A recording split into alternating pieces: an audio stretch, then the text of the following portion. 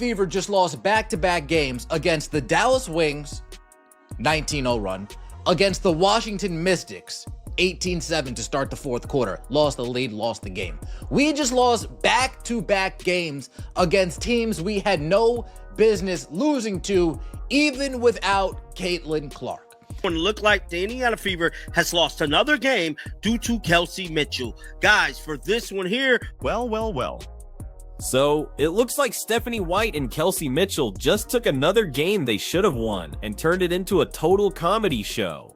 And the internet, yeah, they are not letting this one go at all. What's crazy is the best part. Sophie Cunningham, the one player who could have totally saved the day, was left wide open. Like wide open. Before we even get deeper, tell me, would you have trusted Kelsey in crunch time? Piss poor.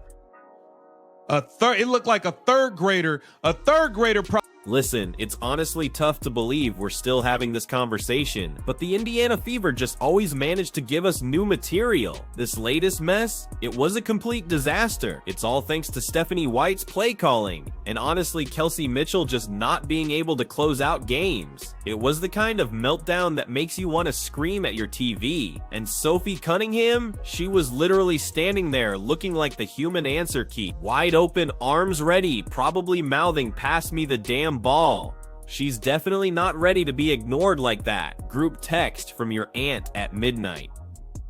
The disrespect in that moment, it couldn't have been louder if they'd announced it on the loudspeaker. Until late in the third quarter, you guys were struggling offensively in that frame. Second half in general didn't feel the same as the first half on that end. Did something change for you guys? What did you see as kind of leading to stalling on that end? Yeah, I think we were just kind of slow.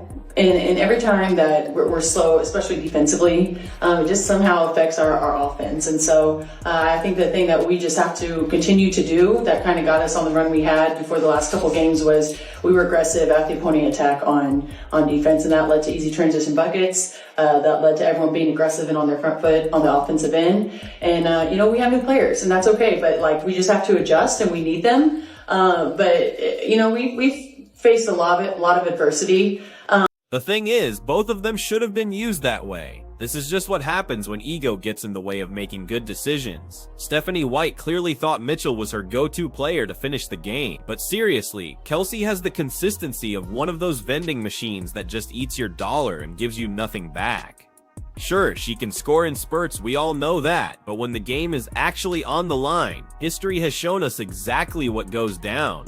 She clanks shots, she forces drives, and she fumbles opportunities. Seriously, like clockwork. The numbers don't lie, guys, and neither do the collective groans of every Fever fan who's seen this exact same movie play out way too many times. Second quarter comes around, slippage starts to start. We get up to a 13-point lead. Eventually it falls down. We end up 5 at the half, and that's not a bad half. Come out of the half in the dreaded third quarter, and we are flat. And I feel like in quarters like this, it just feels like we're slashing our own tires. Like we are stifling our own momentum at every turn we can. Like the team came out and they literally looked like they were uncoordinated all of a sudden. Like they were just missing easy shots. They were overshooting. Like they were trying to draw fouls or something. I don't know what's going on with this team.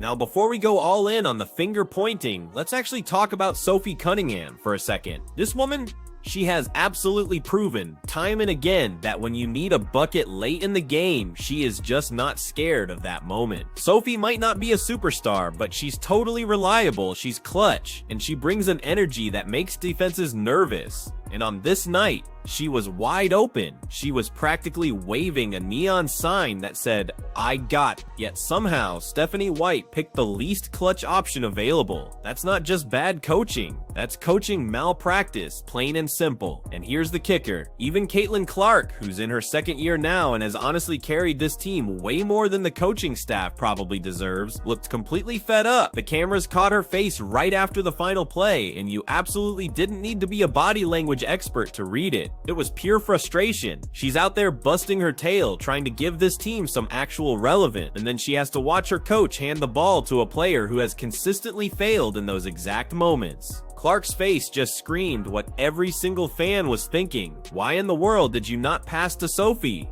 But let's not just stop with that final play. This wasn't just a one-possession disaster. What happened was a full-game implosion. The Fever had momentum. The crowd was totally into it. And honestly, the Mystics weren't exactly unbeatable. The Fever had multiple chances to seize control of that game. But what did they do? They coughed it up. They had lazy turnovers, sloppy defense, and just super predictable offensive sets.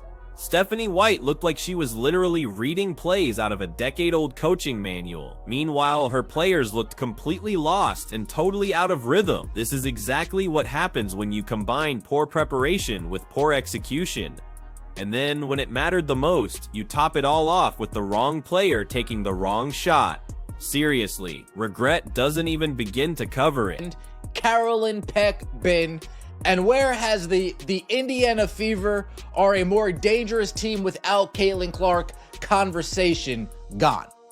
How come once the Indiana Fever suddenly stopped that 5-game win streak, lose 3 of their last 4, how come Carolyn Peck has suddenly stopped showing up on TV? How come that narrative of the Indiana Fever are more dangerous without Caitlin Clark, why has that suddenly stopped? And get this, fans were absolutely not quiet about any of this. Social media just exploded the second that final possession ended. Clips of Sophie standing there, all alone on the perimeter, started making the rounds like wildfire. Commenters were just roasting both Mitchell and White for what honestly might be the dumbest decision of the entire season. And to be fair, they totally earned every single bit of that roasting. You can't blame the refs on this one. You can't blame fatigue. You can't even blame it on bad luck. This was 100% on the coach and the player who thought hero ball was a good idea. Stephanie White press conference. We know this lady is allergic, flat out allergic to the word accountability. Stephanie White takes no accountability for anything. We are going to watch her pass the blame to everybody. I have not watched it yet. I'm going to see it with you guys. It also raises a bigger... So here's a bigger question for us. What exactly is Stephanie White's long-term vision for this team? Because honestly, from the outside looking in, it really seems like she's more interested in forcing certain narratives than just actually winning basketball games. If you truly wanted to win that game, you would have drawn up a play for Sophie Cunningham, or even Caitlin Clark, right? Not Kelsey Mitchell.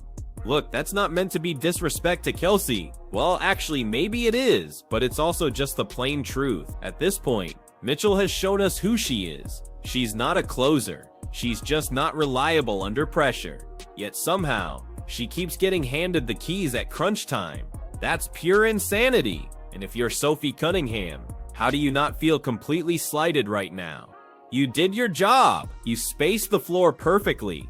You got yourself into position, and then you were just ignored for no reason other than stubborn coaching. That's the kind of decision that makes players lose faith in their leadership. And once that faith is gone, good luck trying to get it back. The locker room dynamic has to be super tense after a loss like this, especially when everyone, and I mean everyone, knows who should have taken that shot and who actually took it. You can't hide from the film. You can't hide from the truth. Sophie was the answer, and they completely ignored her. Plus, we really need to talk about the standings. The Fever are not exactly secure in their playoff spot. Every single game matters right now. Dropping games like this doesn't just hurt morale, it really hurts the math for them. They're sliding down into 7th place, and if they keep this up, they're gonna back their way into the playoffs looking like a team that doesn't even belong there. And that is simply not fair to players like Caitlin Clark or Aaliyah Boston, who are giving absolutely everything they have. They deserve a coach who knows how to close out games, not one who keeps repeating the exact same mistakes and somehow expects different results. The irony in all this, Sophie Cunningham's clutch reputation is exactly why opposing teams respect her. She's proven she can hit big shots, defenses know it, but apparently Stephanie White didn't get the memo. Instead, she thought it was a brilliant idea to let Mitchell just barrel into the lane like it was some random Tuesday practice scrimmage. And of course, the result was totally predictable. A missed layup, a wasted possession, and another tally in the loss column. That's not strategy. That's incompetence dressed up as strategy. Now let's circle back to Stephanie White for a second, because honestly, this entire mess falls squarely at her feet. A head coach's #1 job in crunch time is to put their players in a position to succeed, not in a position to fail, not in a position to repeat the same disaster you literally just saw last game, and yet White drew up the exact same scenario. I mean, how do you watch Kelsey Mitchell miss a big shot one night, and then decide, yeah, let's run that back? That's not coach, that's stubbornness wrapped in pure cluelessness. It's like trying the same broken remote batteries again and again, expecting the channel to change.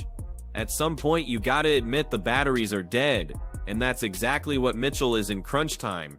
Dead. She might be decent in the first 3 quarters, but the 4th quarter, forget about it. She's like the basketball version of Windows Vista, always crashing at the worst possible moment, and White still hasn't figured that out. And let's be honest, Sophie Cunningham isn't out here demanding MVP treatment. She's not looking to steal the spotlight from Caitlin Clark or Aaliyah Boston. She just wants to do her job. She wants to be trusted when it matters most. And in this game, her job was clear.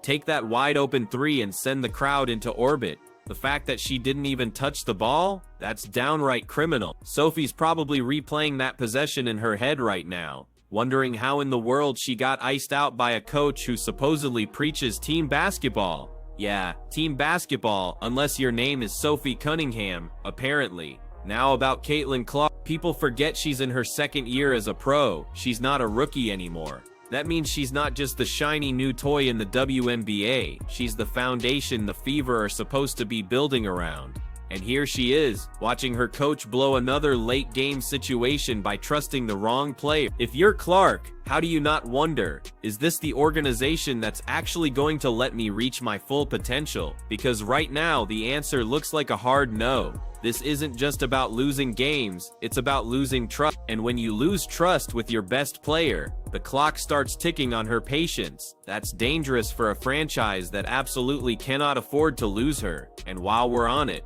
Caitlin's reaction told the whole story. Her frustration was written all over her. You can't fake that on camera.